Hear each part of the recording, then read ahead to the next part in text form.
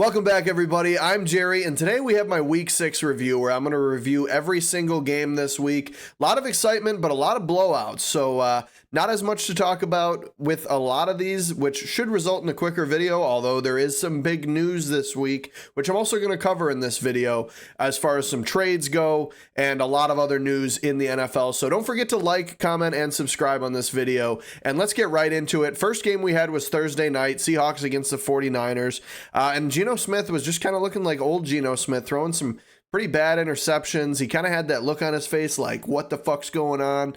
And I think he even said that, I'm pretty sure. But the Seahawks, I think their biggest downfall was, well, aside from their bad penalties, their third down percentage, and their poor special teams, I would say it was not being able to run the ball, I think is honestly their top issue. When Kenneth Walker has a bad game, the Seahawks typically have a bad game, and Geno Smith can sling the ball around and get all the garbage time yards and stuff to make his stats look a little bit better, but he really didn't have a great time. The 49ers get a big touchdown early, and then on the kickoff, Seahawks fumble. They force a fumble, Niners get it back, opportunity to score again. Then it's just a punt fest for most of the game. Jordan Mason ends up getting injured for the 49ers, so obviously a big hit there, but then we end up getting a massive run by Isaac Ruendo, who's worried about his Madden rating going down because they gave him 95 speed, and he appeared to get chased down. Ended up, he's like to claim that he slid, but either way, Seahawks come back with Laviska Shenault on a great kick return touchdown, and they fought back. They got closer, but I think just all the problems that they had, aside from like the missed call later in the game, there was a muffed punt by the Seahawks where it clearly, you can watch it, on the broadcast, you could see it the ball bounced off of his finger, and they didn't review it well enough, or I heard that they didn't get the camera angle, so then they didn't get that. But 49ers got themselves a much needed win, and honestly, like I said, they got the early lead, never gave it back, but they needed this win because they had a bit of a slump there, definitely been dealing with some injuries, and obviously still dealing with Christian McCaffrey seemingly for the rest of the year at this point. But I think a good win for the 49ers, and the Seahawks are finally starting to become the Seahawks. I feel bad because they've had those issues, with their defensive line being out, and but yeah, between the penalties, their bad third down percentage, I guess 7 for 16 isn't horrible, but to be in that many third downs, I think is a problem too. It means you're getting a lot of chances and you're just giving it up. So, yeah, 49ers win 36-24. I thought it was going to be a closer game, but I was right straight up and against the spread. Next, we have Bears-Jaguars. Rough start for the Bears, two 3-and-outs to start the game. And, there was the news talked about with the Bears where Shane Waldron supposedly hadn't been coming up with a scripted 15 plays to start the game, which all teams do. And apparently the Bears haven't been doing it. Didn't seem like they did either, because the first two drives were 3-and-out, but they put their foot on the gas and never really let up the rest of the game. Obviously, Caleb had his interception early too, which that, game was still close there, but they ran away with it in the second half. I think the Bears definitely did miss their DBs. They had Jaquan Brisker out, as well as Tyreek Stevenson, and then we had another injury during the game. Kyler Gordon got injured, so tough game for them there, but not tough as far as the score-wise.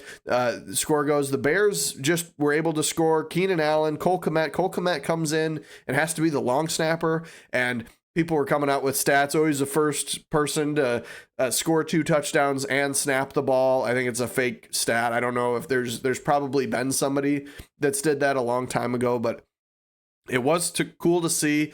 Laces out on those snaps and doing a good job for Cole, but a great game, kind of spreading the ball around too, showing that, DJ Moore could go off last week. You could get Cole Kmet going one week. You could get, Keenan Allen. So they're going to be spreading the ball around. I think Rome Odunze probably due for another big week soon, but the Bears offense finally starting to put it together, and their defense still playing very well, really able to shut down the run game from the beginning, and made it a pretty easy win, kind of forced the Jaguars to pass. And even with, the Bears using depth in their DB room, they were able to shut them down. So what do you do with Trevor Lawrence is the question, because you're paying him near the most money in the entire NFL, and he's really kind of showing to be the problem. You get Brian Thomas Jr., Gabe Davis obviously has a big game in this one.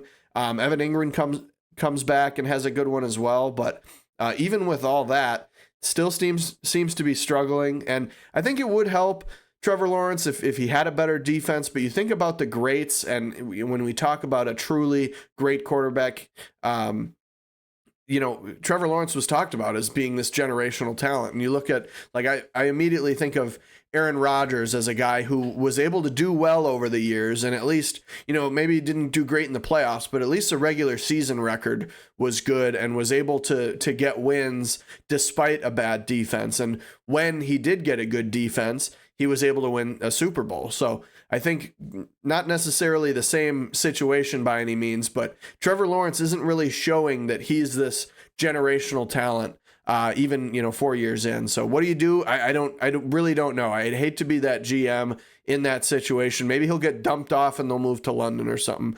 But let's get into this next game. Packers Cardinals. This was a murder. The Cardinals never had a chance. Marvin Harrison Jr. goes down, and the Cardinals couldn't really run the ball very well. The Packers just kind of put their foot on the gas, never let off, and just ran the ball down their throat. They threw it, do whatever you want. Jordan Love has another, maybe not his second 4-touchdown game. I think it is his second. I think he had 4 touchdowns and 3 interceptions, I think, a week prior, and then 4 again this game. So another good game for him. Again, not really playing a great defense. You kind of name Budda Baker and Zaven Collins, and then who else is even on the team? Who knows? But I think the Packers have just been dominating, and I have them very high in my power rankings, and I've had some of my friends say that I'm crazy for having them high up. And you could also say, the Packers have played some shittier teams, but I think because they've also been in it against good teams, I feel like it's a good reason to keep them up there. But I think the Packers are a great team, and I think them demonstrating how well they played with Malik Willis kind of went to show how good of a team they are. And so, as much as I hate to say it, I think Packers are a good team, but they just were able to murder the Cardinals, and I was wrong about it. I thought the Packers would win, so we got straight up right. But against the spread, I thought the Cardinals would keep a closer game, which they had done in the past, but not this week. So the Packers take them down 34-13. Next, we have Titans and the Colts. Will Levis just seems like a meme at this point. He's hilarious, honestly. Like his love for football, but how bad he is at it is very funny. And you'd think that drive and that dedication to the sport would help some way, but he didn't even throw for 100 yards, and it's just another rough outing. When do you put Mason Rudolph in again? I don't know. I think after you bench Will Levis, you probably can't put him back in, so you get stuck in that weird Bryce Young scenario. But on the positive side for the Titans, their defense has been playing well, and Tony Pollard's been killing it when he's in. Everybody said, Tony Pollard's just a product of the Cowboys, and it was only because Zeke. Can he do it as like the every down back? And he's doing it. I mean, Tajay Spears is there, but he's like, you got to give Tony Pollard his flowers. And yes, the Titans have a pretty good offensive line, but with not having much of a threat of the pass, I think it goes to show how well Tony Pollard has been doing, because when the passing game isn't going well, defenses can kind of assume that it's going to be a run. They can guess run consistently and basically show that they can stack the box and do other things if they're not worried about the pass. Having trouble to find words there, but I think Calvin Ridley wants out, honestly. He had the big issue where he was complaining about not really even getting targeted in this game, and I think he wants out of there. There's teams looking for wide receivers. Chiefs come to mind, but I just think he wants out of there, and it's just a shame because he was a great football player. Then he has to deal with the betting issues with the Falcons, and then he gets suspended, and then he comes back to just a shithole franchise. They lose, they fire Vrabel, which I still think was a horrible decision. But on the Colts side of things, there was, I guess both sides, there was no sacks the whole game, showing two of the better offensive lines in the league between the Titans and the Colts. So no sacks for either team. But Joe Flacco's been killing it, and that's why I would ask, should AR come back, or when should he? And honestly, I think, Flacco had a beautiful pass to Josh Downs in this game.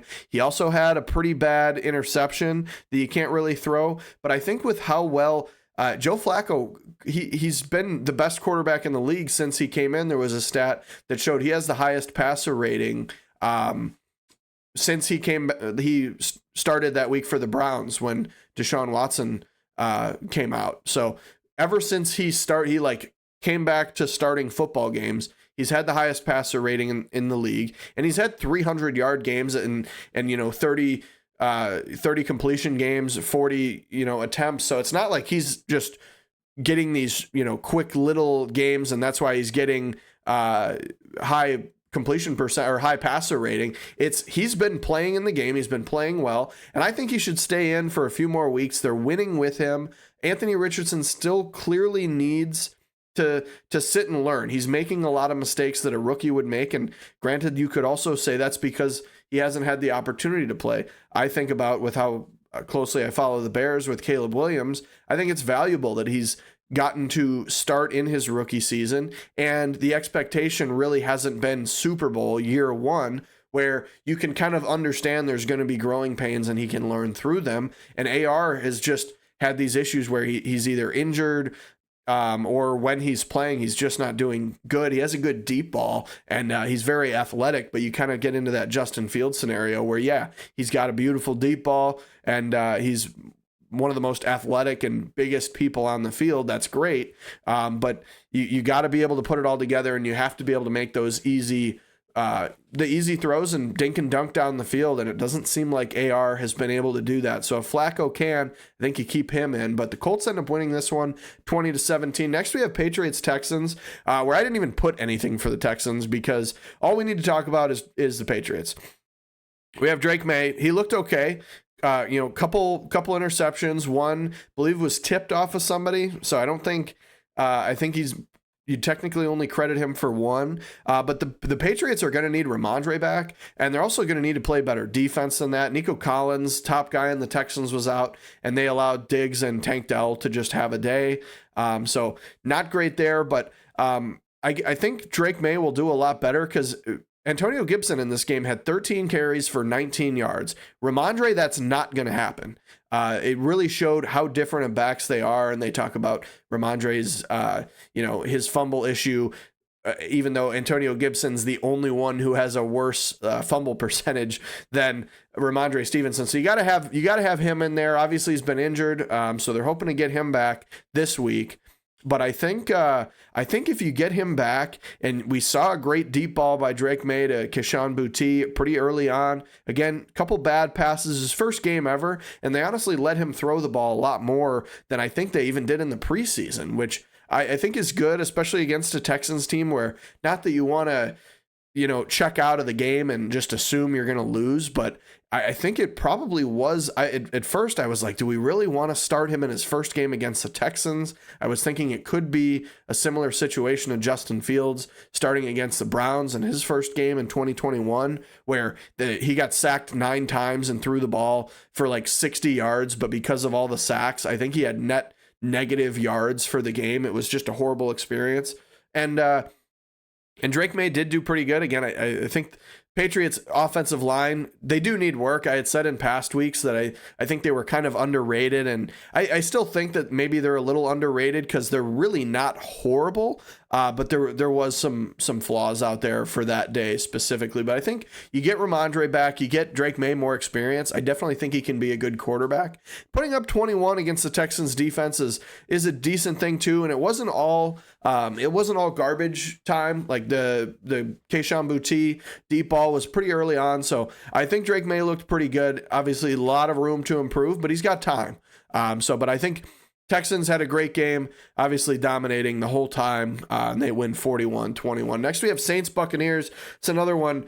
I was looking at the box score after, and I don't love to base all this off the box score because I do watch all the games, but it's tough to recall everything and I put notes down during the game. But I looked back at the box score for this one, and the Saints only scored in the second quarter. So I just put they only played in the second quarter because the Buccaneers also didn't score much in the second quarter. So it seemed like Buccaneers came out early, fought hard, scored a bunch. Then the Saints come back and they're winning at one point, and then the Buccaneers run away with it. Obviously, Rashad White out, so Bucky Irving comes in. Bucky Irving has a good day, and then this guy Sean Tucker, who the hell is Sean Tucker, comes in, and he has a great day. I think it was 14 carries for 136 yards, almost 10 yards a carry.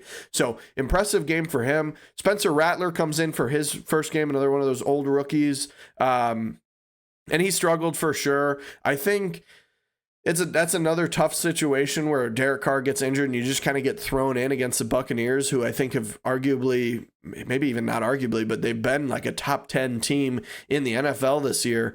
So it's a tough one for him to have to come in. But on this other side of the ball, the Saints couldn't stop the run. So even late in the game, when you have, they're just handing it to Bucky Irving and go, okay, you've had enough, Bucky. It's time for Sean Tucker to come in. And he just wrecked the whole second half. I mean, very impressive.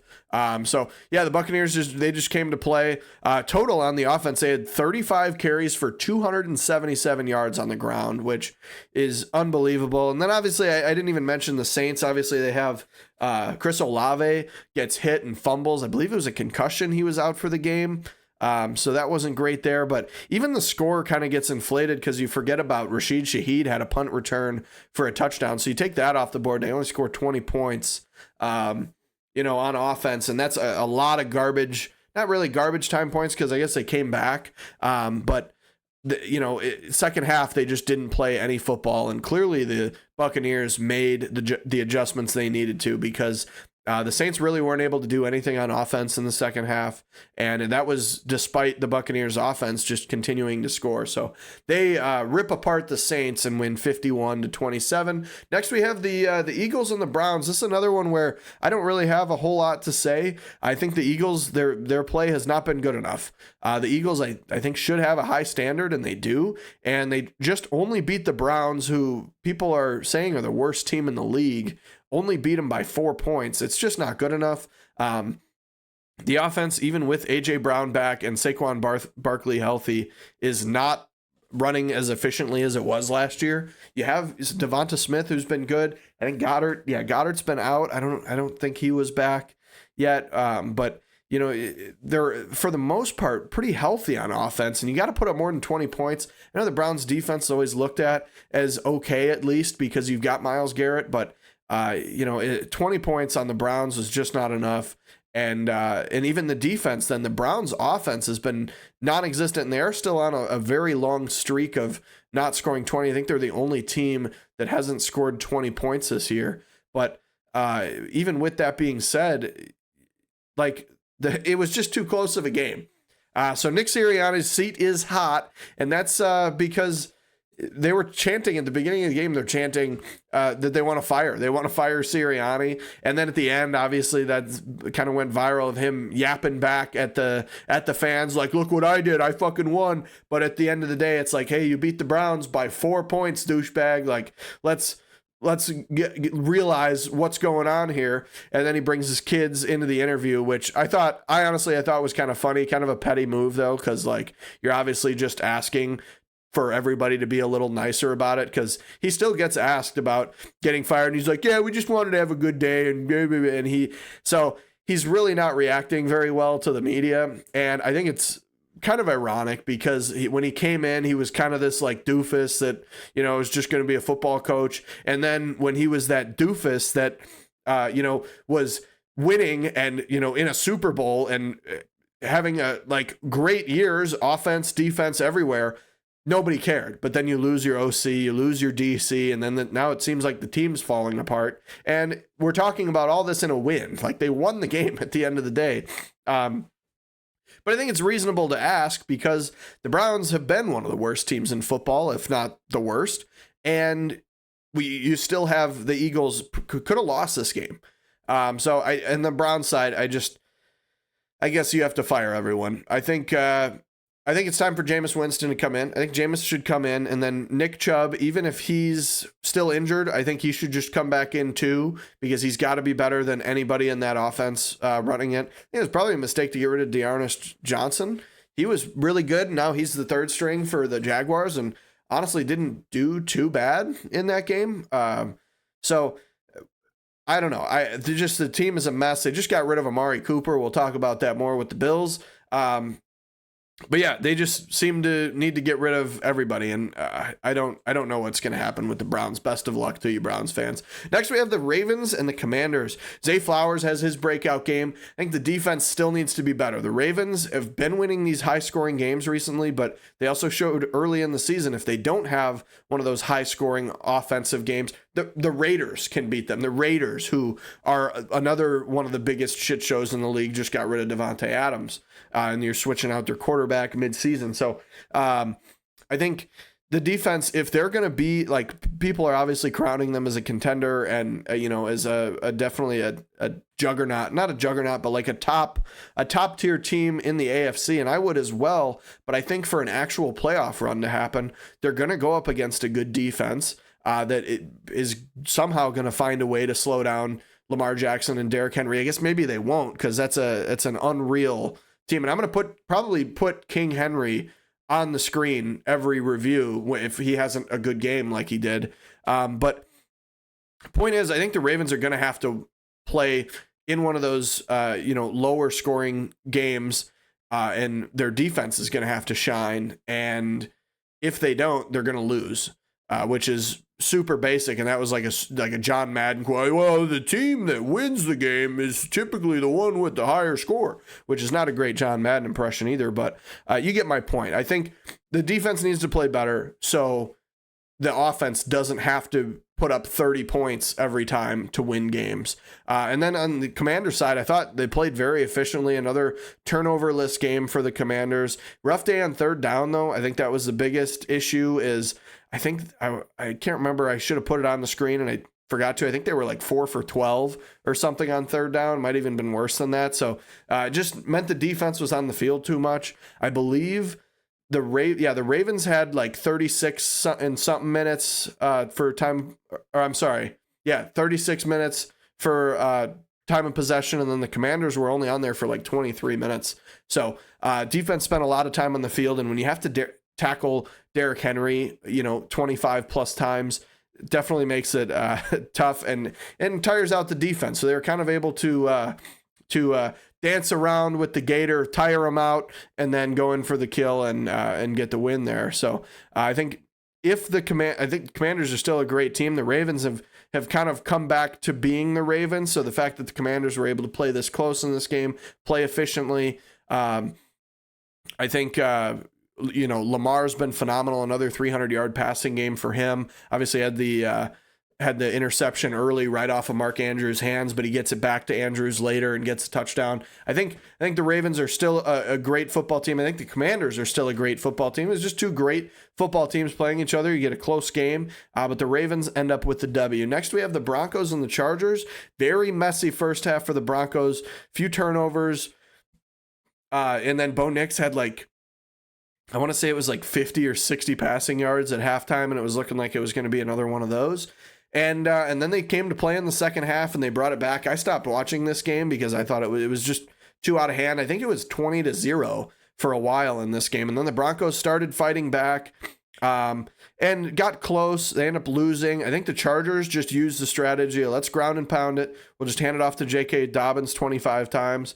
We'll dink and dunk it down the field. There's a couple passes for a nice 25 30-yard gains, but nothing like super exciting. A lot of shorter stuff, and basically using the clock well and able to hold out for the win. But I do think this game was too close, especially because the Chargers it seemed like they kind of let up, and they got very defensive from the offensive side of the ball, where they just kind of ran. I think they played it too safe, and they actually had an opportunity to lose this game. Obviously a tough one too. Harbaugh goes into the medical tent. Have to talk about that. Ended up being just an altitude illness, but the Broncos got to be better on third down. 3 for 11 on third downs, and I think Bo Nix, it seems like he's going to be very hit or miss. Like it already seems to me like he's going to be better than, like we just talked about, Will Levis.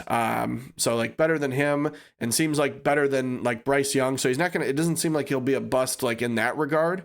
But he's definitely starting to pick things up. Just got a little bit of work to go. Again, I think that if they had a better, if they could do a better job running the ball, I think they'd have a lot better time, which maybe they need help on the offensive line in that regard, because you have Javonte Williams, who is supposed to be really good and showed flashes in years past, but there's games where Jaleel McLaughlin looks a lot better than him. So maybe they need to improve that running game. I think that would help. But in this one, the Chargers take down the Broncos 23-16. Next, we have the Raiders and the Steelers, and there's really not much to talk about other than I put sell the team. Multiple reasons. Obviously, they get rid of Devontae Adams. He goes to the Jets for a conditional second. And then there's talk of Max Crosby wanting to be traded. You see Max Crosby on the sideline shoving Antonio Pierce when he's talking to him. And Max Crosby was a guy that really pushed for Antonio Pierce and really liked him. So they're having a mess over there. Aiden O'Connell comes in for Gardner Minshew. Really doesn't look better. Doesn't really look much worse either. It just seems like, Gardner Minshew isn't going to be maybe a great fit for that team. And I think the team I think they need a better offensive line. I think that's going to be really important. I think they're missing Josh Jacobs too. They're trying to fill that gap with, Zamir White and Alexander Mattison. And Mattison has kind of done better as a receiving back so far this year, but I think the Raiders are in a tough spot. And I also put sell the team because Tom Brady just got partial ownership of the team. I didn't see the percentage. I don't think he has the majority. I think it's still Mark Davis, but he's in there. And so that was interesting to see. A horrible time for him to get the team when it seems like the whole franchise is going to be a mess, but that would be a perfect opportunity for, imagine, Tom Brady, who was, basically helped create the Patriots dynasty, a part of it at least. Obviously, Bill Belichick making more of the decisions there, but Brady was the offensive mind and the offensive point putter-upper in that whole dynasty. And then you have him leave and he goes, okay, I'll go win a Super Bowl for the Buccaneers. I'll do that because I want to show I can do it without Bill. They create their mini super team for a year and do that. And now he goes, okay, what's the biggest dumpster fire in the NFL? Raiders. Oh, it's in Vegas? Yeah, I'll go there and I'll own them. So interesting there. But then I got to talk about Fields versus Russ because they're talking about both Fields and Russ playing, which I don't know if that's a great idea. I really liked what Mike Tomlin was doing where he was saying, oh, well, we're going to have Justin Fields be the quarterback. He's not the starter, but we're not sure on Russ. But then they started saying that Russ is healthy and they were saying he's 100%. So they're like, oh, well, are we going to name Fields the starter? Or are we going to name Russ? Or we'll just both of them. They'll both start, which I don't think is a good idea. I think it would be fine to say, I think the tough part and the reason they're probably dancing around it is because if you name Justin Fields the starter and then Russ comes in and stinks, it's tough to put Fields back in, and you're basically kind of giving up on one or the other on a future contract. Obviously, ideally, you'd want to have Fields be the guy to have that future contract, but you signed Russ, granted for like no money, but you want to see what he is because he's the more well-seasoned veteran that if you're in this little window where you want to try to fight for a Super Bowl, is Russ going to be your guy? I think for short term, it would seem to make sense that you'd want to try Russ, but with how well Fields has played, I don't think he's played amazing. He only had 140 passing yards. Obviously, was able to do it on the ground too, but I think he's won games. That's the thing, and that was my big thing when he was in Chicago is they weren't winning games. Now, granted, was that partially probably because of the defense? Yeah, and was that maybe because of offensive line problems early on? I'm sure it was. But at the end of the day, he wasn't doing what was necessary to win games. And in this scheme, I think it's a lot easier to win games because of how well the defense plays and how well the running game works. So I think because Fields has been winning, I don't think you take him out yet. And if you have to name a starter, I would just say Fields is going to start this week. If that's how Tomlin has to word it, and even if they claim that Russ is 100% healthy, and you just say Fields is going to start this week, there might be a week where those Steeler fans start seeing Justin Fields fumble the ball or throw an interception or screw up on a game-winning drive, and they're going to be calling for Russ's name. And that that's going to be a tough time as a coach or as an organization to decide when you're going to switch him in. But I do think you should see Russ because you had him on the team. And if your offense looks better with Russ, it'd be a good reason to run it with him. But very tough decision that they need to make in Pittsburgh. But Steelers take down the Raiders 32-13. But I think it's Fields versus Russ conversation is very interesting. Next, we have Cowboys-Lions. This is total domination for the Detroit Lions. Jared Goff has another week where he tops the passer rating. He threw the ball a lot too. So, he had his 18 for 18 week, and we'll talk about Jared Goff. I think it was 153.8 passer rating this week or something like that. We'll talk about it a bit later. But the only positive thing I have for Cowboys fans is Brandon Aubrey looked good. So let's move on to the next one. Lions win 47-9. Panthers Falcons. Is it time to tank again for the Panthers? Because you put Andy Dalton in, and I had this thing early on where I was surprised they benched Bryce Young. I didn't think they should. And then I thought, well, maybe if you bench Bryce Young and then Andy Dalton does well, that would be a good reason to say, okay, maybe Bryce Young isn't good. Well, Andy Dalton has 2 pretty good weeks, where he one win, 1 loss, but where the team at least looks good and the offense looks like it's doing things. Chuba Hubbard kind of looking better when the offense is ran by Andy Dalton. But then now Andy Dalton is not doing very good, and the Panthers are starting to look like the Panthers again, and you got to go, well, maybe they should just put Bryce Young back in. Now, do I think that? I'm not sure. I think if you're going to tank and you're going to give up on the season, I think you put Bryce Young back in because you've had an opportunity to see the problems that you've had that are consistent with Bryce Young and Andy Dalton. So if you think the offensive line is the issue, then that would be a good reason to think that. I think Bryce Young does have a problem with getting rid of the ball. So I think you're going to see more of those problems when he's in the game. But I think you're also going to have a better time developing him if he's in the game. So I think as far as getting value, it's tough because, Andy Dalton's towards the end of his career, and I'm sure he would love to be putting in a Joe Flacco type run right now, but he's not, and the Panthers aren't going to be that team. So, and I've talked to you about this, Jason, if you're watching. We talked about, I said, well, I don't think you can put Bryce Young back in and expect him to be the franchise guy. And I think at this point, you would really just put Bryce Young back in, and if you're putting him in at all, it would be because you want the Panthers you want to see if Bryce Young can develop at all and give him reps in the NFL so somebody can get him with, an extra training wheel off or something, just because I think you're punting on the season. If you could win games with Andy Dalton, that might be a good reason to keep him. But, I think at this point you probably put Bryce Young back in. And then the Falcons, on the other hand, are they a contender? Because you look at the games that they won. They beat the Eagles 22-21. They beat the Saints 26-24, and that was earlier on when the Saints looked like a good football team. And then they beat the Bucs 36-30 in an overtime, close game. We talked about the Bucs being a good team. And then their only losses so far to the Chiefs 22-17, and then the Steelers 18-10. That was week 1. Kirk Cousins still trying to figure everything out, but I think that you could look at the Falcons as definitely a high playoff contender. Like, it seems like it's going to be a battle between the Falcons and the Bucs for their division. And I think the Falcons really do have a fighting chance because I think the Falcons defense, is probably pretty comparable. I think probably a little bit better if just eye test at the passing defense. I think you could say the Buccaneers probably a little better in the run defense. Now, statistically, I might be completely wrong there. That's just from the eye test for me. But then on the other hand, I think the Falcons offense has looked really good, but so has the Buccaneers, where Chris Godwin's their leading receiver this year, and Cade Otton's been showing up when he needs to. They still have Mike Evans, who's phenomenal, and then Rachaad White's been injured, but it hasn't mattered because Bucky Irving and then in this game, their game, Sean Tucker goes off. So I think it's going to be a battle between the Falcons and the Buccaneers,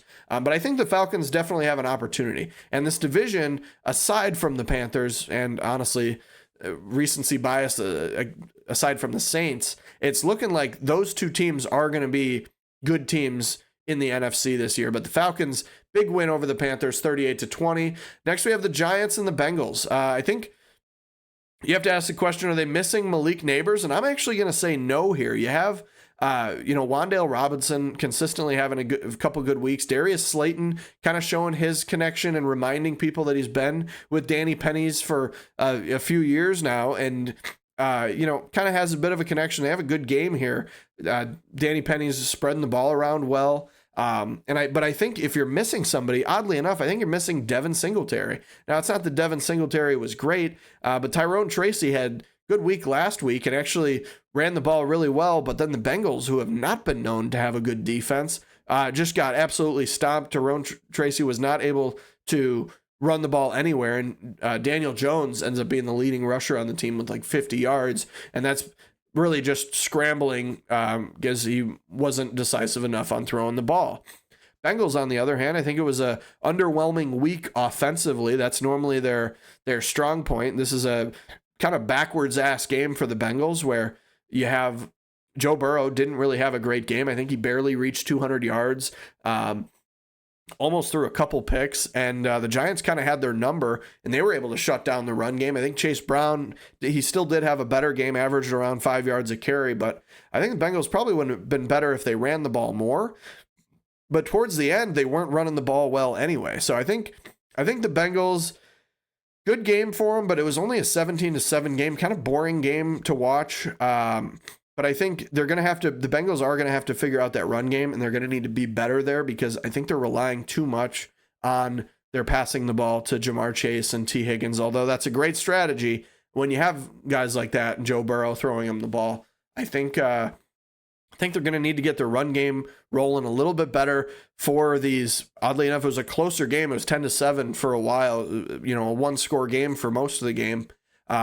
I think they're definitely going to need to improve in that regard, because this is a winnable game for the Giants here too. They really just Giants, didn't do well on third down. The Bengals kind of had this bend but don't break, where the Giants were able to drive the ball down the field, but Bengals just didn't let them get far enough to score, and they'd have a couple good drives. But the Giants still struggling, and I don't really know what they're going to need to do to fix it. But the Bengals, I know if they're going to be, this playoff team that they once were, in a Super Bowl a few years ago, they're going to need to be playing a lot better. Going to have a better offensive and defensive game. Maybe not defensive in this one, but better offensive game definitely against the Giants, and then a better defensive game moving forward, played in some higher scoring games, specifically that one against the Ravens. But Bengals end up taking this one down 17-7. Next, we have the final game of the week, where the fourth quarter was basically just a flag every play, pretty like the whole time. And there were horrible calls too. Rodgers even said on his on the roughing the passer, he's like, "That's not roughing the passer. The guy tackled me. That's football. That's how it's played." And I would agree there. There was the controversial Rodgers' arm going forward on the forced fumble, and it was kind of the Brady Tuck rule situation, except it was, even though Rodgers was clearly trying to pump fake because his arm was moving forward by rule of the by way of the law or whatever, it technically, his arm was moving forward as the ball came out, so it's a pass. But Rodgers needs to get better. He's throwing bad interceptions. Obviously, the one at the end, I would definitely say it's his fault. Receiver didn't really make a great try for it either, but he's just making mistakes that the old Aaron Rodgers doesn't make. I think about seasons, he has the greatest all-time touchdown to interception ratio, and he's been throwing a lot of interceptions this year, and that's just not what he does. And I don't think getting Davante Adams is going to change that, evidently, which obviously Davante Adams goes to the Jets, and I think it'll help. But you've had Garrett Wilson, you've had your guy Allen Lazard, who both went for 100 yards in this game, and they still lose the game. And the defense was supposed to be the better team, or the best part of the team. They lose Robert Saleh. Still didn't do very bad, to be honest. But this game went back and forth, and you got to win the close games, and they lose this one. And then Amari Cooper ends up on the Bills. So that's fun. Obviously in a trade, I believe a third round, it's a conditional third round pick. So I think that's great. Get, Josh Allen, a true number one, obviously kind of mess around with Khalil Shakir. Doesn't seem like Keon Coleman is going to be a one that they wanted. Probably could have had Xavier Worthy if they didn't trade with the Chiefs, which is still a crazy move. Not that Xavier Worthy would be a great number one, but I can't imagine Josh Allen throwing the ball 80 yards down the field to him, and that would probably work. But I also wanted to bring up that I think the Bills' O-line is underrated, and seeing how well a guy like Ray Davis, which I didn't know who he was either, how well he could run in this offense with James Cook being out. And I think the Bills' offensive line, just again, eye test, I think it's been pretty good. And, Josh Allen also does a good job of that by moving around well in the pocket and being a, just bigger guy, be able to shut off tacklers and whatnot and, break through sacks. But I think the Bills' O-line is kind of underrated. And I think that's a part of the reason they've been able to win games this year. But yeah. Oh, last thing I should talk about is Aaron Rodgers connecting on another Hail Mary. It just seems like anytime he throws the ball up like that, somebody on his team's going to come down with it. So that happens right before half. Kind of a crazy opportunity there for the Jets to actually come back and win the game. And then they just kind of stall out in the second half, and it's just all penalties. And they end up losing the game 20-23 against the Bills. They get the win, and I pick them right. Actually, I almost called this game perfectly. It was 21-17 was what I predicted, and ends up being, close on the spread, close on the scores. It's 20-23. So Bills take this one down, and we move on to the Week 6 leaders. Geno Smith taking down the completions and pass attempts again, as we talked about, kind of garbage time, passing attempts there. Baker Mayfield leads in yards with 325, and then highest passer rating again, Jared Goff, 153.8, incredible. Just another great week for him. J.K. Dobbins has the most carries, right next to Derrick Henry, who had 24 carries, had more yards than him, though. Sean Tucker, 14 carries for 136 yards. And then on the same team, Chris Godwin has 11 receptions. And then Zay Flowers has the yards leader there, 132. Low most tackles this week, Patrick Queen of the Steelers. And then Will Anderson with a phenomenal week against the Patriots, 3 sacks. 4 TFLs. Buccaneers end up with the most offensive yards. Colts hold the Titans to the lowest offensive yards, which imagine that. And then the Lions get the 5 takeaways on the Cowboys. And then for our fun facts this week, it's been 1,029 days since Aaron Rodgers has had a 300-yard game, which is kind of crazy to me because although Rodgers, he's hit 4,000 yards many, many times. You got to get 300-yard games when you're doing that, and he's not at a good pace right now. And then Torrey Taylor, highest punting average in Bears history of multiple punts, with 61.5 yards, which the next highest was Maury Buford in the 80s during their Super Bowl run with 57.5. So kind of blew that one out of the water. And then finally, penalties led in scrimmage yards in the Bills versus Jets game. I'm sure everybody saw Field Yates' tweet, but that's ridiculous that the penalties were 204 yards, and then next most was Breece Hall with 169. So that's been it for this video. Don't forget to like, comment, and subscribe. Let me know what you think of the couple of the arguments that I brought up, Fields versus Russ. What do we do with Trevor Lawrence? What do we do with Daniel Jones? Let me know down below what you think of those situations. Thank you for watching, and have a great day.